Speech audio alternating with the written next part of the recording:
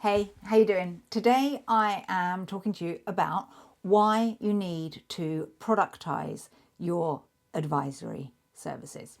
So I see that there's a few problems that you guys struggle with. The first thing is that you're pretty much unable to scale advisory and you're concerned that you're going to have to do all the delivery, and when you want to earn money, your biggest problem is that you either need to invest more of your time to do it, or you need your team to do it, or you need to hire a team that can do advisory. So that leaves you feeling really, really overwhelmed and stops you really from starting to do the advisory work. The second problem is that you can't get your current clients to buy your advisory services. And the reason why they don't want to invest is because you don't know how to articulate the value. So you have that perceived low value when it comes to advisory. And I would say that most of you, if not all of you, are giving advisory away for free because you don't know how to charge for it. You don't know how to articulate that value. Then the third thing is that you do price advisory on time spent rather than transformation received by the client. So what do I mean by that? What I mean by that is if you do offer advisory, you might say, right, for an investment of £500 or $500 a month, we'll have 2 or 3 meetings a month or a weekly meeting. Or I tell you what, if you buy this compliance, we will spend another 6 hours a year with you, helping you go through and giving you some advice. Now, these problems do lead to a few things that stop you from being able to scale, as I said, and it also stops you from having the confidence to go out there and deliver advisory. That's why you need productized advisory. So if you get it right, a few things happen. The first thing that happens is that you have a standardization and something that is repeatable and scalable. And as I know, you guys like to be able to get your team to do things, right? The only way that you can get your team to do something is to have a process so that they know what to do, right? So what we have to do is we have to productize advisory services so that it is repeatable and it can be done time and time again. You don't have to reinvent the wheel every time you do something around advisory, and make it scalable. So that one thing I talk quite a lot about is the 10-80-10 rule, which is 10% of you working out what that advisory service is going to be, that strategy within your advisory service, then 80% you teach it to your team or you get somebody else to help you implement it, and then it comes back 10% for you to finalize it and tick it off and make sure that it's working. So you need to productize so that you can actually standardize it and make it repeatable and scalable. The next thing is that you need to be able to optimize and train your team, and you can't do that if you don't standardize your advisory offering. Now, that might be like, you might say to me, well, clients, they all have different things that they need help with, and they ask us questions, and everybody's advisory services are different, and I will beg to differ. I have helped standardize over 500 or so advisory offerings, all of them completely different for every accountancy or bookkeeping firm. But what we do is we make it so that your team can implement some, if not all, of the advisory, but it is absolutely unique to you. And this is the third thing, it helps you stand out with better marketing. So when you productize your advisory, what you're doing is you're taking your experience and your education and turning it into something completely unique. When you have something that is completely unique and you understand it better than anybody else, you can actually create marketing that cuts through. And the reason why I have success and my clients have success is because they're not lost in the sea of sameness. So productizing advisory really helps when it comes to marketing, standing out, and positioning in the hearts and the minds of your ideal client. Right, so let's talk about the delivery scale in a little bit more of depth. Okay, so on one side you have a product, right? So you've got this product, and this product, let me just get the color up. This product here is something that is highly packaged, okay? And what people do when they buy a product, think of it as maybe a cereal that you can buy off the shelf. You know what's in it, like you can read all of the ingredients. You don't have to put it together yourself. You buy it off the shelf and you can use it immediately. The same with a ready meal, right? So a product packaged ready meal, you've got it, you bung it in the microwave. You can even eat it out of that horrible piece of plastic if you want to, but you have something that is packaged. Now, when it comes to accountancy and bookkeeping and advisory services, it is really difficult to have something that they can just buy and do it themselves. So the people who want to be compliant and those who want to have some support with advisory, it's really difficult for them to do it themselves. So when we look at having something packaged, it doesn't really work for this profession. On the other end, which is the services, now this is really interesting because there is no standardization here. All right. So what happens with a service-based business is there is no standardization. You have to do it for them. So they don't get involved at all. You have to make sure that their year end is right. If they do their own bookkeeping, it's a nightmare for you. You can't actually do good books, right? So garbage in, garbage out, as I'm sure you've heard many times. So you have to do it for them.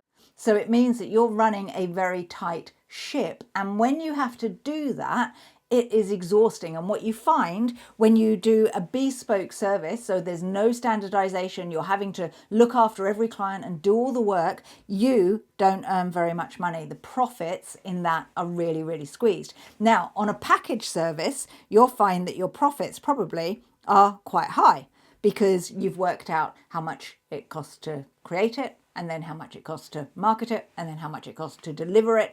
And all of those things can be optimized and you can really squeeze the profits for that. Now, what we want to do when it comes to doing advisory services is we want to do something in the middle, which is the Productize. Now, Productize is beautiful and it's very, very different. So this is do it themselves. Okay, so do it themselves. They have to do it themselves. It's all packaged for them. They do it, right? This side, you do it for them. And then productizing, which is the best way, is you do it with them. You help them, you advise them, you support them, and you guide them. This is where you become their mentor. You give them the tools and the techniques to have the success that they need. All right, and that's why productized advisory is so, so powerful. You're not packaging it up and giving it to them something they have to do themselves. You're not doing it for them and you're having to spend all of your time and your team to do the work. You're working in a partnership, and Productize is a partnership with your clients, and it's super powerful. All right, so let's have a look at how you can start to productize your advisory services. So the first thing that we have to do is we have to unpack your IP. So what do I mean by that? Well, you have education, you have experience, and you have a personality, the essence of you. And what we have to do is download that, and it's stuck in your head. And a lot of people who come to me, accountants, bookkeepers, CFOs, those with a financial background say to me, "Oh, Amanda, I'm a numbers person. I'm not a creative person, and I don't really know what I'm good at." So the first thing that we have to do is get it out of your head. We have to go, right, what experience have you had? What have you done in the past? Who have you worked for? How have you helped them? So we have to get really clear on that. And then we have to say, what's the education? So the majority of you are either CIMA qualified, ACCA, ICAEW, AAT, your CPAs, you're chartered. There's so many things that you have done to get you to where you are today. So we need to uncover that, and we need to see what's different about you and how you have helped people before, and the stories and the case studies that you have helped people with. So we call it the 3 E's when it comes to unpacking your IP, and the 3 E's stand for education, experience, and essence, who you are. Okay, right, so that's the first thing. The second thing that we have to do is we have to get a process in place.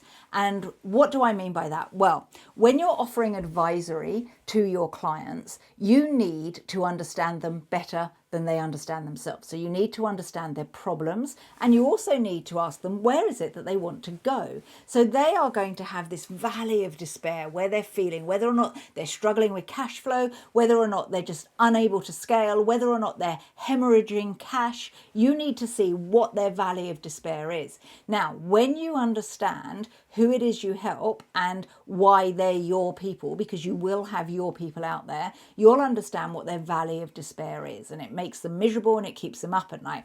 You then need to say, right, where do these people want to be? What is their mountain of success? And you're going to get super clear on what success looks like to them. Then you need to create a process, and we call it a signature methodology, and you need to create that process that takes them from the valley of despair to the mountain of success.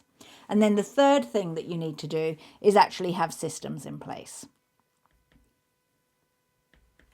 And when we talk about systems, we're talking actually about creating standard operating procedures. It's about having processes in place, having everything documented, templates. So one thing that we do with all of our clients is we get them to create templates for every strategy that they use when it comes to delivering advisory. And when they go to market with an advisory offer, productized advisory offer, they know what worksheets they're going to be doing. They know what the journey looks like with their client. They're not winging it and guessing every single session. So to have productized advisory, you need to unpack your intellectual property. That's going to create something completely unique for you.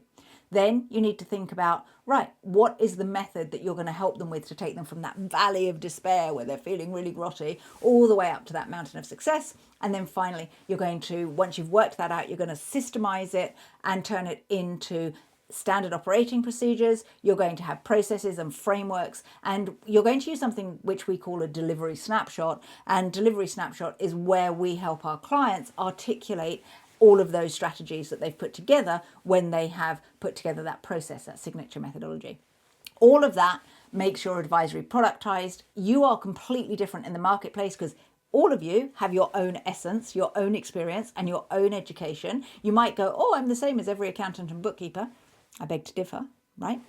And what we do is we package it all up and we turn it into a productized offer. Then you can take it to market. And that's where the magic really happens, because you've got this modeled offer.